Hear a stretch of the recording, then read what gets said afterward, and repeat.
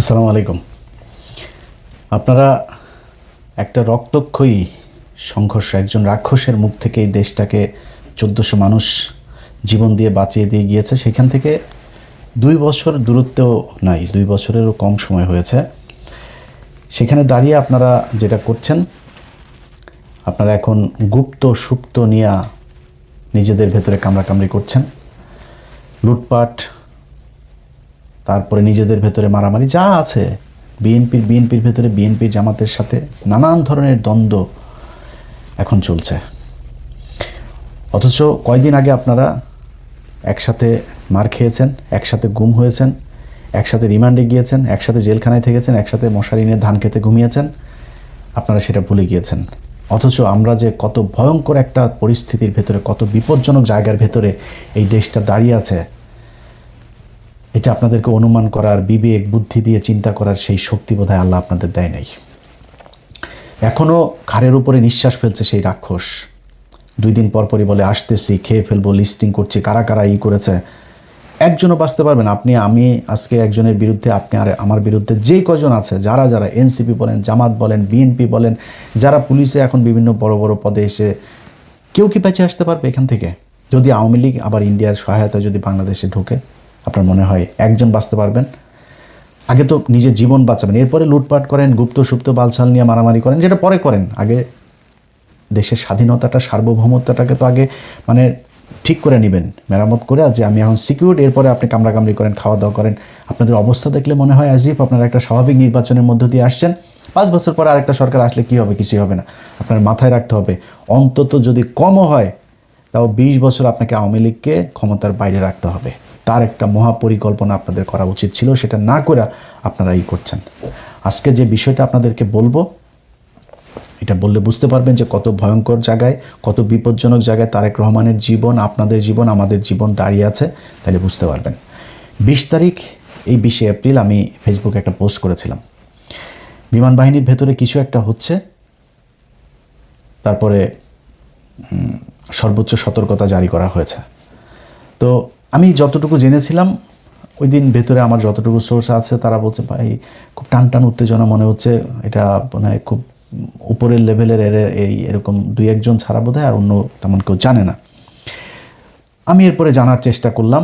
এর মাঝখানে 23 তারিখে একটা নিউজ দেখলাম। 23 তারিখে নিউজটা করেছেন ভারতীয় একজন সাংবাদিক, তার নাম হচ্ছে চন্দন নন্দী। চন্দন নন্দী 23 তারিখে নিউজে বলেছেন যে Bangladesh air force on high alert after raids net many airmen for links with Tehriki Taliban Pakistan, TTP. আচ্ছা, এই নিউজের ভেতরে তিনি বিস্তারিত লিখে দিয়েছেন কি হয়েছে ওই রাতে, তারপরে আগে পরে কি ঘটছে, সেনা বিমান বাহিনীর ভেতরে তেহরিকি তালিবানের কি বিশাল বিস্তৃতি ঘটেছে, কতজন সেখানে ট্রেন আপ হয়েছে, কতজনকে, 2 জনকে ধরা হয়েছে, গ্রেপ্তার করা হয়েছে, 10 জনকে আটক করা হয়েছে জিজ্ঞাসাবাদের জন্য, আরও 10 জন পালিয়েছে, সব বিস্তারিত বলে দিচ্ছে। অথচ সে তার এই খবরের ভেতরেই বলছে যে BF headquarters in Dhaka has shied away from even acknowledging the raids and consequent arrest, detention and escapes. মানে ওর খবর, ওর এটার ভিতরে আপনারা নর্থ ওয়েস্টের ওই পোর্টালে গেলে তারপরে দেখতে পারবেন, ওর খবরের ভেতরেই বলছে যে BF হেডকোয়ার্টার্স, মানে বাংলাদেশ এয়ারফোর্সের হেডকোয়ার্টার্স, এই ঘটনা নিয়ে সেটাও তারা অ্যাকনোলেজিংও করছে না অ্যাবাউট কোনটা, অ্যারেস্ট, ডিটেনশন এবং এসকেপ। এই রেড দেওয়ার পরে যা ঘটেছে সেই কনসিকুয়েন্স তারা প্রকাশ করে নাই, সে নিজে বলছে। অথচ তিনি জেনে গিয়েছেন। তিনি জানলেন কিভাবে? এটা হচ্ছে কোশ্চেন। আচ্ছা, বাংলাদেশের সেনাবাহিনীর কোনো কিছু হওয়ার আগেই এই নর্থ ওয়েস্টের কাছে চলে যায়, এই চন্দন নন্দীর কাছে। চন্দন নন্দী মূলত ভারতীয় গোয়েন্দা সংস্থার একটা মুখপাত্রের মতো আচরণ করে, ওইখান থেকে যেসব সূত্রে খবর পায় এগুলোই সে মূলতই করে। তার খবরের একটা বিরাট অংশ জুড়ে বাংলাদেশ সেনাবাহিনীর ভেতরে ওয়াকার পাত দিলেও ওই গন্ধ পায়, এরকম অবস্থা। তো উনি কিভাবে জানলেন? BF এয়ারফোর্স হেডকোয়ার্টার এটা বলেন, সে নিজে বলছে, তারা নিজেরাই মুখ খোলে নাই এই কারা কি হয়েছে, এই রেডের পরে কাদেরকে ধরা হয়েছে, কি করা। অথচ সে সংখ্যা বলে দিচ্ছে যে 10 জনকে, 2 জনকে গ্রেপ্তার করা হয়েছে, 10 জনকে, 9 জন বা 10 জনকে জিজ্ঞাসাবাদের জন্য ধরা হয়েছে, আরও 9-10 জন পালিয়েছে, সেসব বলে দিচ্ছে। কিভাবে জানলো? এবার আসেন, বাংলাদেশের একজন, আমি চন্দন নন্দীর এখানে আরেকবার আসতে হবে, তার আগে বাংলাদেশের একজন সাংবাদিক আছেন জুলকারনাইন সায়ের খান সামি ভাই। সামি ভাই ঠিক ওইটার পরপরই তিনি একটা পোস্ট করেছেন। তিনার পোস্টটা হচ্ছে, বিগত অন্তর্বর্তীকালীন সরকার 1.5 বছরে বাংলাদেশের জাতীয় নিরাপত্তার এমন কিছু ক্ষতি সাধন করেছে যা অবর্ণনীয়। বিভিন্ন উগ্রবাদী গোষ্ঠীকে এক প্রকার ফ্রি রাইড দিয়ে দেশের নিরাপত্তা ব্যবস্থার অভ্যন্তরে এমন এক ঘুণপোকার চাষ তারা করার চেষ্টা করেছে, যখন তার সামনে আসবে তখন তাদের প্রতি ঘৃণায় আপনার মন বিষিয়ে উঠবে। এটা বললে আপনি পুরোপুরি বুঝবেন না কি বুঝাইতে চাচ্ছেন উনি ওইখানে ওই পোস্টে একটা পিন কমেন্ট পাঠিয়েছেন।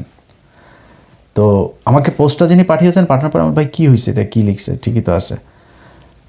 পরে উনি আমার একটা পোস্টে পিন কমেন্ট করেছে, সেই কমেন্টটা আমার পাঠাইলো। সেখানে লিখেছেন, আপাতত এতটুকুই জানতে পারি যে অনতিবিলম্বে পাকিস্তানের সাথে সরাসরি বিমান চলাচল কিছুদিনের জন্য হলেও স্থগিত করা অতীব জরুরি।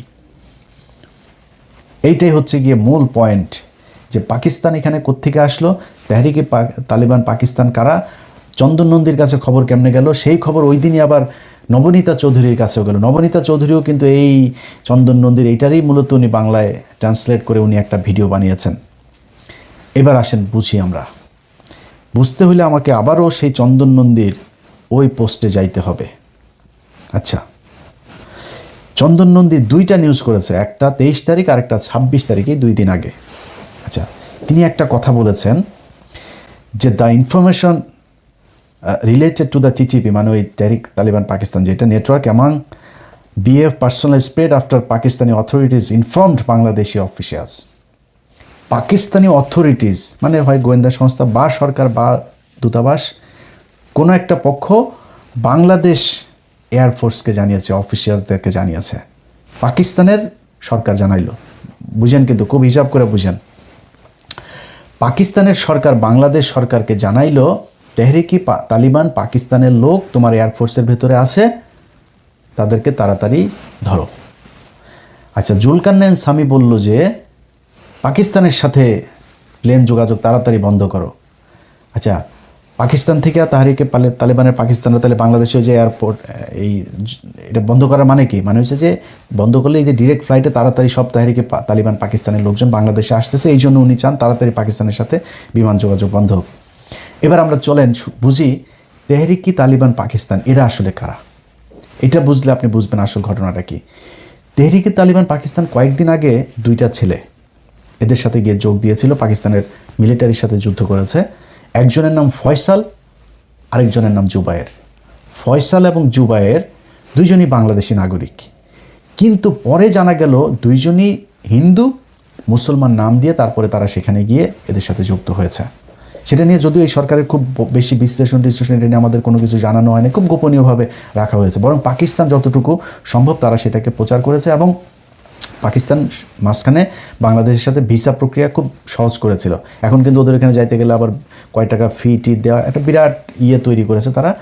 তো আমি কিছু রোগী আপনার থাইল্যান্ড, তারপরে চীন, আমার পরিচিত একজন, তারা এরকম পাঠায়। পাকিস্তানেও কিছু রোগী পাঠানো হয়েছে। পাকিস্তানের ট্রিটমেন্টের ব্যবস্থা কিন্তু খুব ভালো, আপনারা খুবই মানে অল্প খরচে খুব ভালো মানের চিকিৎসা পাইতে পারেন। তো আমি কিছু লোকজনকে পাঠিয়েছিও আমার ওই এজেন্সির মাধ্যমে। তো ওরা আমারে বললো যে ভাই এখন ভিসার একটু কড়াকড়ি করেছে। তো তারা আবার এমবাসির সাথে কথা বলে জানলো যে আমাদের দেশ থেকে জঙ্গি যাচ্ছে পাকিস্তানে, গিয়ে সেখানে পাকিস্তানের ভেতরে অভ্যন্তরীণ এই শৃঙ্খলা নষ্ট করছে। এই তেহরিকি তালিবান পাকিস্তান শ্রীলঙ্কার যে বাসে হামলা হয়েছে সেটার সাথে জড়িত, ক্রিকেট দলের উপরে হামলা হলো না, ওটার সাথে জড়িত। কয়েকদিন আগে পাকিস্তানের নিরাপত্তা বাহিনীর সাথে যে গ্যাঞ্জাম হলো সেটার সাথে জড়িত। এটারে বুঝতে হইলে যে তেহরিকি তালিবান পাকিস্তান কেন পাকিস্তানের সাথে লাগে, এটা বুঝতে হইলে, এটা কারা, এটা বুঝতে হইলে আপনাকে কয়েকদিন আগে যে আফগানিস্তানের সাথে পাকিস্তানের যুদ্ধ হইল না, আপনারা অনেকেই অবাক হন না যে পাকিস্তান কেন আফগানিস্তানের সাথে, আফগানিস্তানের লোকজনরা এইভাবে ওই পারে বোমা বর্ষণ করে। কারণ হচ্ছে তেহরিকি তালিবান পাকিস্তান, এই টিটিপি হচ্ছে রয়ের তৈরি করা আফগানিস্তানের একটা বাহিনী। তালেবানদেরই একটা অংশ, তারা রয়ের সাথে মিলে মোটা অঙ্কে টাকা দিয়ে এদেরকে আপনার তৈরি করা হয়েছে পাকিস্তানের বিরুদ্ধে যুদ্ধ করার জন্য। এখন ওরা উর্দুতে কথা বলে, ওরা বেলুচ ভাষায় কথা বলে, ওরা দাড়ি টুপিওয়ালা, ওরা পাকিস্তানের মতো দেখতে, ওরা আমেরিকার সাথে আফগানিস্তানের যুদ্ধ শুরুর পর থেকে 20 বছর ধরে প্রায় 10 লক্ষ আফগানি পাকিস্তানিরা জায়গা দিয়েছে, তাদের এখন ওইখানে দোকানপাট আছে, তারা এখানে থাকে খায়, পাকিস্তান তাদেরকে নাগরিকত্ব দিয়েছে, কিচ্ছু বলে না। ওদেরকে দিয়ে পাকিস্তানের বিরুদ্ধে যুদ্ধ করাইতে খুব সুবিধা হয়। এই জন্য এদেরকে ট্রেন আপ করেছে, করে তারপরে তাদের সাথে যুদ্ধ করায়। আপনারা এই পর্যায়ে এইটুকু বুঝেন যে তেহরিকে তালেবান পাকিস্তান টিটিপি হচ্ছে পাকিস্তানের রাষ্ট্রের বিরোধী একটা জঙ্গি সংগঠন। এই যে মাঝে মধ্যে বোমা টোমা ফুটায়, এরা ওদের বিরোধী। যেই কারণে পাকিস্তানের সরকার বাংলাদেশ সরকারকে বলেছে যে তোমরা তাড়াতাড়ি তৎপর হও, এই তেহরিকে তালিবান পাকিস্তান এটা রয়ের সংগঠন, এরা তোমাদের ভেতরে ঢুকেছে। এইবার কোশ্চেন হচ্ছে, তেহরিকে তালিবান পাকিস্তান বানাইলো পাকিস্তানের সাথে যুদ্ধ করার জন্য পাকিস্তানের ভেতরে, কিন্তু আমাদের দেশে কেন পাঠিয়েছে? এইটা হচ্ছে গিয়ে মূল বিষয়। এইটা বুঝতে পারবেন যে আপনি কত বিপদে আছেন, আপনার তারেক রহমান কত বিপজ্জনক জায়গায় দাঁড়িয়ে আছে, আমার পুরো দেশের সার্বভৌমত্ব কতটা বিপজ্জনক জায়গায় দাঁড়িয়ে আছে। বাংলাদেশের এই এয়ারফোর্সের ভেতরে তাদের এইটা ঢুকানোর পেছনে গেল 6 মাস ধরে তারা কাজ করছে। আপনারা এই ওর আর্টিকেলটা পড়লেই সব দেখতে পারবেন। সেখানে 6 মাসেরও বেশি সময় ধরে তারা কাজ করছে। আপনার জহুরুল ইসলাম যে এয়ারবেজ আছে চিটাগাংয়ে, সেখানে মসজিদের ইমামকে এই তেহরিকে তালিবান পাকিস্তানের একজন এজেন্টকে ঢোকানো হয়েছে, মসজিদের ইমাম সে। এখন বাংলাদেশকে কেন টার্গেট করা হলো সেটা বুঝতে কয়েকদিন আগে ভারতের আরেকজন সাংবাদিক আর একজন সেনাবাহিনীর কর্মকর্তা, রিটায়ার্ড একজন কর্মকর্তা, দুইজন একটা কথা বলেছিল যে তারেক রহমান ভারতের সাথে যে কথা দিয়ে বাংলাদেশে ঢুকেছিল লন্ডন থেকে, সেই কথা তারেক রহমান শুনছেন না। এটা কিন্তু সত্যি কথা। তারেক রহমান ভারতের সাথে তার একটা মিটিং হয়েছে, একটা না একাধিক মিটিং হয়েছে তার, এবং সেখানে সে এই কথাগুলো বলে এসেছে যে হ্যাঁ আমরা তোমার কথা শুনবো। এখন আপনি বলবেন তারেক রহমান কি তাহলে খারাপ কাজ করেছে, এটা মানবেন না? তারেক রহমান খারাপ কাজ করে নাই। এর কারণ হলো গিয়া, খালেদা জিয়া যখন 111 সরকারের সময় জেলে ছিল, শেখ হাসিনার আগে এই জেনারেল মাসুদ টাসুদেরা আগে গিয়েছিল খালেদা জিয়ার কাছে যে ম্যাডাম আমরা আপনাকে চাই ক্ষমতায় আনতে, আমাদের এই 111 সরকারের এই জিনিসগুলো আপনি ইন্ডেমনিটি দিবেন এবং আমাদের এই জিনিসগুলো মেনে নেবেন। খালেদা জিয়া তো একরকম মানুষ, যেসব দানায় পানায় বুঝে না। বলছে যে তোমার কাজ ক্যান্টনমেন্টে, তুমি এখানে রাজনীতি করতে আসছো কেন? এটা তোমার কাজ, যাও বেরো, একদম স্টেট কার্ড বের করে। এগুলো আপনার এই যে প্রণব মুখার্জির বইতেও লেখা আছে। খালেদা জিয়া মানে নেই, না মানাতে কী হয়েছে, 111 পুরো ক্রেডিট উপভোগ করেছে শেখ হাসিনা। সে ক্ষমতায় আসলো, ইন্ডিয়ার কথা শুনলো, শুনে তারপরে খালেদা জিয়া শুনে নাই। খালেদা জিয়া ওই দিন যেটা করতে পারতো, ওদের কথা শুনে ক্ষমতায় এসে তারপরে বিট্রে করতে পারতো। তারেক রহমান ঠিক ওইটাই করেছে আমার বিশ্বাস। তারেক রহমান তাদেরকে বলেছে হ্যাঁ ঠিক আছে আমরা এইভাবে, কী চেয়েছে ভারত চেয়েছে, মানে আমি কেন বলছি যে তারেক রহমান ঠিকটাই করেছে সেটারও প্রমাণ দিচ্ছি আপনারা। ওই সাংবাদিক এবং রিটায়ার্ড অফিসার দুইজনই একটা কথা বলেছিল, তারেক রহমান কয়েকটা জিনিস এই ভারতের কাছে কথা দিয়ে এসেছিল। এক, আওয়ামী লীগকে স্বাভাবিক রাজনীতিতে ফিরতে দিতে হবে, শেখ হাসিনাকে ফিরিয়ে নিতে হবে, তাকে আটক করা যাবে না। তারপরে 7 সিস্টারের যে বিচ্ছিন্নতাবাদীগুলো আছে এগুলো ভারতের সাথে মিলে একসাথে কাজ করতে হবে তাদেরকে নিশ্চিহ্ন করার জন্য, নির্মূল করার জন্য। এবার বলেন তারেক রহমান সেটা শুনেছে কিনা, শুনবে কিনা, মানে আমি কেমনে বলবো যে তারেক রহমান ভারতের কথা শুনে নাই, বিট্রে করে নাই? এই সাংবাদিক এবং এই রিটায়ার্ড অফিসারই বলেছে তারেক রহমান ভারতের কথা শুনছে না। এখন শুনছে না কেন, যে আসলেই এটার প্রমাণ কি, 111 মাসুদকে ধরা হয়েছে, মামুন খালেদকে ধরা হয়েছে, খালেদ মামুন, এই যে মামুন খালেদ আপনার ডিজিএফআই চিফ ছিল, যে ডিজিএফআই ডিরেক্টর আরেকটারে ধরা হয়েছে, 4-5 জনের ধরা হলো না? আপনার কি মনে হয় ভারত কোনো দিন তারেক রহমানকে এটাতে সাপোর্ট দিচ্ছে বা তারেক রহমানের এটা মেনে নিচ্ছে? ভারত মেনে নিচ্ছে না, কিন্তু তারেক রহমান সেটা করেছে। আচ্ছা, আইপিএলের খেলা বাংলাদেশে নিষিদ্ধ করেছিল ইউনূস সরকার, তারেক রহমান সেটা বহাল রেখেছে। এটা আপনার মনে হয় ভারতের কোটি কোটি ডলার খরচ মানে অপচয় হয়েছে, এটার কারণে লস হয়েছে? তারপরে আওয়ামী লীগের কার্যক্রম নিষিদ্ধ তো ছিল, ওইভাবে থাকতো, আইনে পরিণত করার দরকার আছে, তারেক রহমান সেটা করেছে। অনেক কিছুই আপনারা দেখছেন উপরে উপরে যে না মনে হচ্ছে ভারতের সাথে দিয়ে, ভারতের বাংলাদেশের পররাষ্ট্রমন্ত্রীকে যেতেই হবে, তার সাথে কি আমরা ডিপ্লোমেসি ডিসকানেক্ট করেছি নাকি? তো তার তো হইতেই হবে, তার এখানে যাইতেই পারে কিন্তু ভেতরে ভেতরে যেটা করার তারেক রহমান কিন্তু সেটাই করছে। এই কারণেই আমার যে সূত্র, সেই সূত্র আমাকে যেটা জানিয়েছে যে তারেক রহমানকে হত্যা করে তারপরে দেশের ভেতরে একটা অস্থিতিশীল পরিস্থিতি তৈরি করবে, কিন্তু তারপরে সরকার আবার ক্ষমতায় আসবে বিএনপি। তারেক রহমানের এই যেই শেষ কৃত্যের যে অনুষ্ঠান, দাফন কাফন যা যা হবে, এই দাফন কাফনের সময় বিশাল আকারে রাষ্ট্রীয় শোক টোক দেওয়া হবে। তারেক রহমান এই জাতির বিশাল এক কিছু ছিল, সব কিছু বলা হবে। বিএনপির নেতারা কান্নাকাটি করে পায়জামা ভিজায় ফেলবে, সব হবে। কিন্তু বিএনপির যে দ্বিতীয় সারির যেই নেতারা বিএনপির হাল ধরবে, ক্ষমতায় আসবে, সেই ব্যক্তিরা হচ্ছে গিয়ে তারেক রহমান যা করছিলেন তার ঠিক উল্টাটা করবে। যেটা বলবে সেটাই করবেন, এই পরিকল্পনা নিয়ে তারপরে তারা আগাচ্ছিলেন সেনাবাহিনীর ভেতরে একটা কু করার জন্য। এবার বুঝতে পারছেন? আপনারা পুরো ঘটনার সব যদি নাকি একসাথে মিলানোর পরে দেখতে পারবেন যে তেহরিকি তালিবান পাকিস্তানের টিটিপির সাথে ভারতের যেই যোগসাজেশ, সেটা দিয়ে তারা পাকিস্তানের সাথে ওই দিকে ফাইট করছে, আর এই দিকেও ভারতের বিরুদ্ধে যারা কাজ করবে তাদেরকে এই করার জন্য এই তেহরিকি তালিবান পাকিস্তান নাম দিয়ে তারপরে করা হয়েছে। এখন এর পরপর পুলিশ হেডকোয়ার্টার একটা বিজ্ঞপ্তি দিয়েছে। সেই বিজ্ঞপ্তিটার ভেতরে আমি জানি না যে এটার কৌশল নাকি এটা বিষয়টা এরকমই। পুলিশ হেডকোয়ার্টার বলেছে, নিষিদ্ধ ঘোষিত উগ্রবাদী সংগঠনের সমর্থক কর্তৃক গুরুত্বপূর্ণ স্থাপনায় হামলার পরিকল্পনা সংক্রান্ত গোপন ও জরুরি গোপনীয়। এটা দিয়েছে 23 এপ্রিল। ওই যে তারিখ মনে আছে, যেই 23 এপ্রিল চন্দন নন্দী আপনার নিউজ করলো, সেই 23 তারিখে পুলিশ হেডকোয়ার্টার এটা দিল। ওই পরের দিনই আবার জুলকারনাইন স্বামী ভাইও এটা নিয়ে করলো। ওই দিনই আবার নবনীতা চৌধুরীও নিউজ করলো। সবগুলোর একসাথে মিলান, তাহলে বুঝতে পারবেন যে খেলাটা কোথায়। এখন পুলিশের বিষয়টা আমি এখনো স্পষ্ট না। পুলিশ যেটা বলেছে নিষিদ্ধ ঘোষিত উগ্রবাদী সংগঠন, তো এই নিষিদ্ধ ঘোষিত উগ্রবাদী সংগঠনটা কি ইসলামী কোনো নিষিদ্ধ ঘোষিত সংগঠন নাকি কোনটা, এটাই না। এখন যদি পুলিশকে সর্বোচ্চ সতর্ক অবস্থায় রাখার জন্য এটা একটা কৌশল হয়ে থাকে তাহলে ভালো।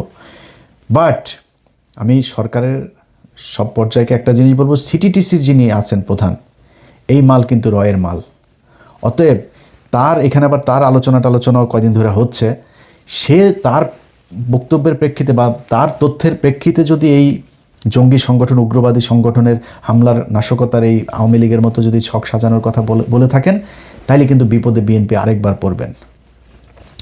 আপনারা আব্দুর রহমান, বাংলা ভাই, এই খালেদা জিয়া তাদেরকে বিচার করেছে, এই খালেদা জিয়ার সব জঙ্গিদেরকে ধরেছে, অথচ সেই জঙ্গির সব আপনার কনসিকুয়েন্স পোহাইতে হয়েছে কাদেরকে? এই তারেক রহমান আর খালেদা জিয়াকে। বিএনপি এখন পর্যন্ত আমেরিকায় নিষিদ্ধ আপনার সংগঠন, সন্ত্রাসী সংগঠন। তো আপনাদের যদি নাকি এখন এই মুহূর্তে যদি এই জঙ্গিদের নাম দিয়ে যদি আপনারা অভিযান পরিচালনাও করেন, না করে যদি সেইটারে নির্মূলও করেন, এটা যদি অ্যাকনলেজ করেন যে হ্যাঁ আমরা এটা মেনে নিলাম, এই দেশে জঙ্গি আছে, আমরা জঙ্গি মারছি, এটাও কিন্তু আপনাদের বুমেরাং হবে। মানুষ জানবে, পৃথিবীর অন্য দেশগুলো, বিদেশিরা জানবে যে বাংলাদেশে এই যে এতদিন ভালো ছিল, এখন তারেক রহমান আসার পরে এই যে জঙ্গি আবার বেড়ে গিয়েছে। সো আপনাকে সরাসরি স্বীকার করতে হবে তারেক রহমান যে আপনার শত্রু কারা। এই টিটিপির নামে এই দেশে আপনাকে হত্যা করার জন্য, বাংলাদেশে অস্থিতিশীল পরিস্থিতি তৈরি করার জন্য এই করেছে, এটা পৃথিবীকে জানাইতে হবে। যদি আপনি আবারও সেই জঙ্গি খেলা, শেখ আব্দুর রহমান ইসলামের কেউ না, বাংলা ভাই ইসলামের কেউ না, কিন্তু তাদেরকে ইসলামী জঙ্গি সংগঠন হিসাবে আপনি করেছেন। আপনার তখনই কন্ডেম করা উচিত ছিল যে না, এরা মুসলমান, এটা করে না, ইসলাম কোরআন হাদিস এটা বলে নাই কখনোই, এদেরকে আমরা মুসলমান ইসলামী সংগঠন মনে করি না। আজকে তেহরিকি তালিবান পাকিস্তানের আপনি ইসলামী সংগঠন মনে করবেন?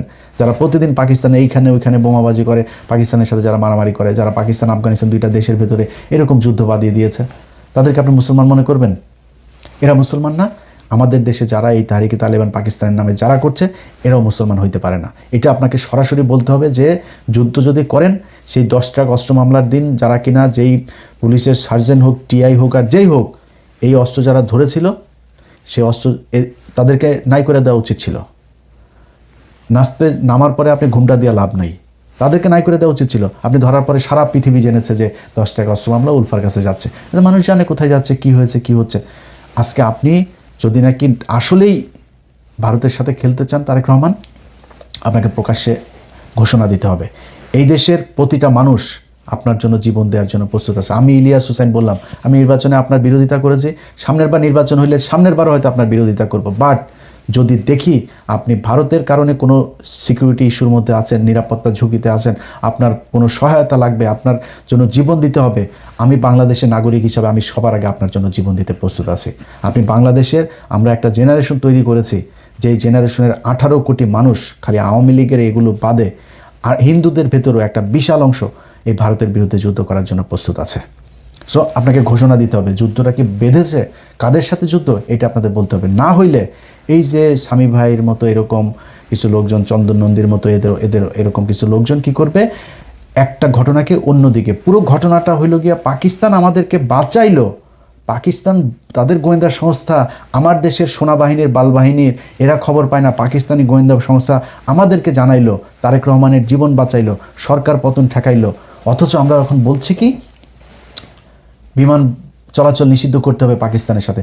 পাকিস্তানকে বাংলাদেশের সব ধরনের সিকিউরিটি, তারেক রহমানের সিকিউরিটি পর্যন্ত পাকিস্তান থেকে নেওয়া উচিত, চীন থেকে নেওয়া উচিত, আমেরিকা থেকে, টার্কি থেকে, যারে দরকার হয়, ভারতকে আপনার মোকাবেলা করার জন্য যেটা দরকার হয় আপনি সেটা করতে হবে। আমার কোনো সমস্যা নেই, আমেরিকার সাথে কোনো সমস্যা নেই, চীনের সাথে নেই, পাকিস্তানের সাথে নেই, টার্কির সাথে, কারোর সাথে নেই। আমার সমস্যা ভারতের সাথে, এইটা আপনাকে বুঝতে হবে। যদি আপনি সরাসরি এইভাবে না বলেন, এই গোজামিল দিয়া এইভাবে পুলিশের কিছু জাউরাগুলো তো আছে এখনও, সেনাবাহিনীর এই যে ওয়াকার বাহিনী আছে, এই ওয়াকার বাহিনী দিয়া তারপরে মানুষের মাঝে বিভ্রান্তি তৈরি করবে।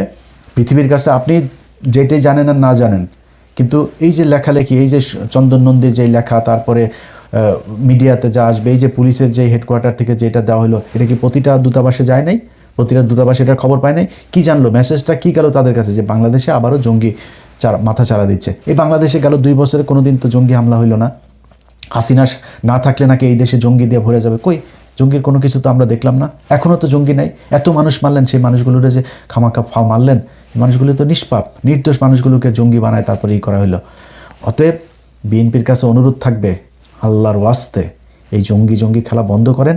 ভারতের সাথে যে যুদ্ধ করছেন এটা সরাসরি প্রকাশ করেন, সরাসরি প্রকাশ করে তারেক রহমান আপনি দরকারে আপনার যেই সিকিউরিটি দরকার, খালি এয়ার ডিফেন্সটা আপনি ঠিক করেন, এই দেশের মানুষ আপনাকে নিরাপত্তা দিবে। যদি খালি এটা আপনি প্রকাশ করতে পারেন যে ভারতের সাথে আপনি খেলছেন, মানুষ আমি ইলিয়াস বললাম, আমি প্রথম বিমানের টিকিট কাটবো যেদিন বুঝবো যে বিএনপি ভারতের সাথে লেগেছে। আল্লাহর কসম করে বললাম, আমি প্রথম ব্যক্তি হব বিদেশ থেকে প্লেনের টিকিট কেটে বাংলাদেশে ঢুকবো ইনশাল্লাহ।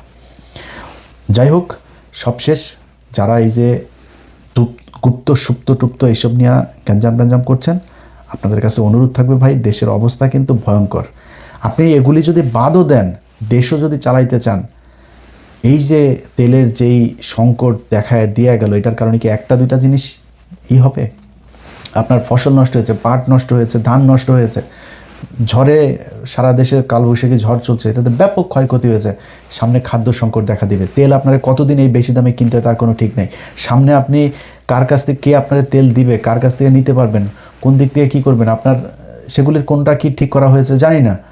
ভয়ঙ্কর অবস্থা। আপনি বিরোধী দলের সাথে সুপ্তগুপ্ত কারে নিয়ে একটা পোস্ট করছে, সেটা নিয়ে, আরে ভাই পোস্ট এগুলি আওয়ামী লীগের সারাদিন কাজ, এদের এগুলো নিয়ে এখন গ্যাঞ্জাম বাঁধানো। মনে করেন শিবিরের কেউ একজন করছে, কি হয়েছে রে ভাই, জাইমা রহমানের নিয়ে মনে করেন বললো, আপনারা এখন জাইমা রহমানের নিয়ে বলার পরে এত আপনার কষ্ট লেগে গেছে। এই জাইমা রহমানের একজন মন্ত্রী, সিটিং একজন মন্ত্রী, এই যে মুরাদ কি বলেছিল, এই মন্ত্রী বলেছে জাইমা রহমানের ব্যাপারে যা মনে চায় তাই খারাপ ভাষা করে। ওই তখন মন্ত্রীর বাসায় গিয়ে তো হামলা করতে পারেন নাই, তখন তো আপনাদের এত দেশপ্রেমিক জাইমা প্রেমিক লোকগুলির আমরা রাস্তায় দেখলাম না। তারেক রহমানকে এত ভালোবাসেন, তারেক রহমানের মারে এইভাবে 2টা বছর জেলখানায় রেখে মেরে ফেললো, ট্রাক দিয়ে আটকায় রাখলো, এত ভালোবাসা, এত শক্তি কই ছিল সেদিন আপনাদের? একটু দেখাইতেন, তাহলে তো খালেদা জিয়ার জেলখানায় গিয়ে মরতে হয়। খালেদা জিয়া কি মারা গিয়েছে নাকি? তারা হত্যা করা হয়েছে। অতএব একটু ধৈর্য ধরেন। বিরোধী দল একটা কাজ করছে, ওকে, বিরোধী দল যতটুকু সহনশীলতা দেখাচ্ছে এটা রেসপেক্ট করেন। তারা তো আপনার সরকার পতন করতে যাইতে চায়নি, তারা সংসদে দাঁড়ায় তারপর বলছে যে এই জ্বালানির সংকট এটা এই সরকারের সংকট, এটা বৈশ্বিক সংকট। আর কি বলবে একটা সরকারকে, একটা বিরোধী দলের চেয়ে বেশি আর কি বলবে? ধৈর্য ধরেন, খুব সাবধানে প্রতিটা স্টেপ ফেলতে হবে। আল্লাহ হাফেজ।